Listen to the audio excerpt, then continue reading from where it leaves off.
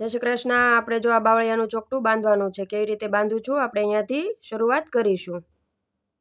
Design કેવી રીતના દોરી છે તમારે બધાને શીખવી હોય તો કમેન્ટ કરજો।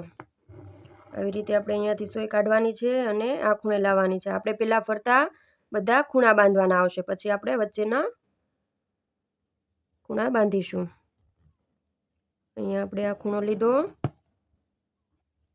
પછી આપણે આ ખૂણો લેવાનો છે। એવી રીતે આપણે બધા ખૂણે નાકા પાડી દેવાના છે પહેલાં। હવે અહીંયા આપણે આવી જઈશું। આખું ચોકઠું આપણે પહેલાં બાંધવાનું છે, પછી આપણે એમાં અંદર હાલીશું। હવે અહીંયા સોય નીચે નાખવાની છે દોરાની। આવી રીતે હવે આપણે આ ખૂણે આવી જઈશું। હવે આપણે આ ખૂણો લઈ લઈશું। આખો વિડીયો જોવાનો, આખો વિડીયો જોવો તો તમને સમજાય કે ક્યાંથી આપણે ક્યાં હાલ્યા છે, એટલે પૂરો વિડીયો જોવાનો। આવી રીતે હવે અહીંયા નાકું પાડી દીધું, એમ આપણે અહીંયા પણ નાકું પાડી દઈશું।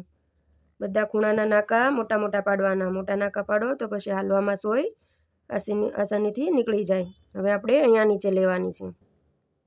આવી રીતે ઠીક અહીંયા આવી જવાનું છે આ ખૂણે, અહીંયા નાકું પાડી દેવાનું છે। આવી જ રીતે આપણે આખું ચોકઠું બાંધવાનું છે। ધ્યાનથી જોજો બધા, લાઈક કરી દેજો ને શેર કરી દેજો। હવે આપણે અહીંયા પણ નીચેથી કાઢી સોય અને અહીંયા ઉપર રહેવા દેવાની છે છેલ્લે, અને અહીંયા નાકું પાડી દઈશું। એમ આપણે આ ખૂણે પણ નાકું પાડી દઈશું। અહીંયા આપણે સોય નાખી દઈશું અંદર અને નીચે કાઢી લઈશું, એટલે ના પણ નાકું પડી જશે। હવે આપણે અહીંયા સોય કાઢીશું આ ખૂણે।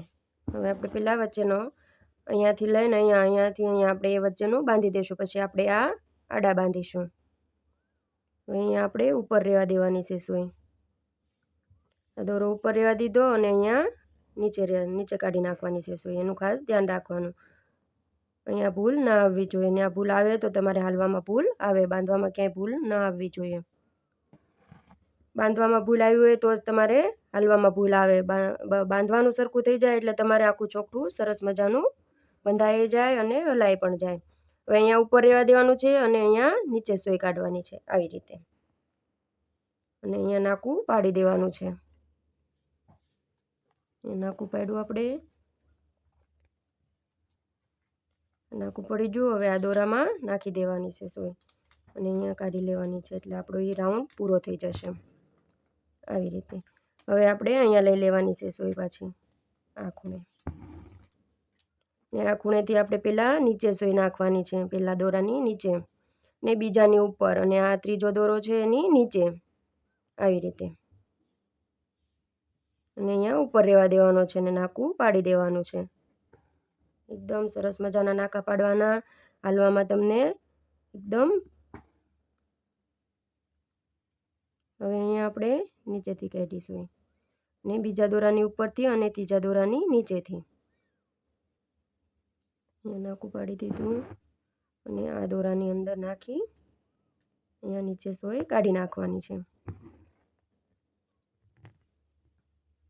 આપણે બાવળિયાનું આખું પ્લેલિસ્ટ છે। તમને આવી મોટી ડિઝાઇન ના આવડતી હોય તો પહેલાં તમારે આપણે ચટુકલું છે, ચટુકલું શીખી લેવાનું। ચટુકલું બાંધતા પણ શીખવાનું અને હાલતા પણ શીખવાનું, તો તમને આવી મોટી મોટી ડિઝાઇન, મોટા ચોકઠા આવડી જાય। પંચોળું છે, ચારખાનાનું છે, બધા તમે શીખી જાઓ એટલે તમને આ પણ આવડી જાય। નવરાત્રિ આવે છે, નવા નવા કાચની ડિઝાઇન પણ છે। નવા નવા કાચમાંથી નેકલેસ, ઇયરિંગ્સ, બંગડી તમે બધું બનાવી શકો। માથામાં નાખવાની પીનો પણ તમે બનાવી શકો કાચની। આવી રીતે આપણે અહીંયા પણ નાકું પાડી લીધું। હવે આપણે અહીંયા છેલ્લું છે, જુઓ તમે બધા જોઈ શકો છો, આપણું સરસ મજાનું ચોકઠું બંધાઈ રહ્યું છે। હવે આપણે આ ખૂણે સોય નાખી, હવે અહીંયા આપણે નીચેથી નાખવાની, બીજો મૂકીને ત્રીજાની નીચેથી નાખવાનું, આવી રીતે અહીંયા ઉપર રહેવા દેવાનું છે અને અહીંયા નાકું પાડી દેવાનું છે। આ ખૂણો લઈ લીધો આપણે, જુઓ। હવે પહેલા દોરાની નીચેથી, બીજાની ઉપર થઈને ત્રીજાની નીચેથી આવી રીતે અહીંયા ખૂણો પાડી દેવાનો છે। અને આપણે આ દોરાની અંદરથી નાખી અને નીચે સોય કાઢી લેવાની છે. હવે આપણે અહીંયા નીચે સોય ખેંચી લીધી છે. જો આપણું સરસ મજાનું ચોકઠું બંધાઈ ગયું છે.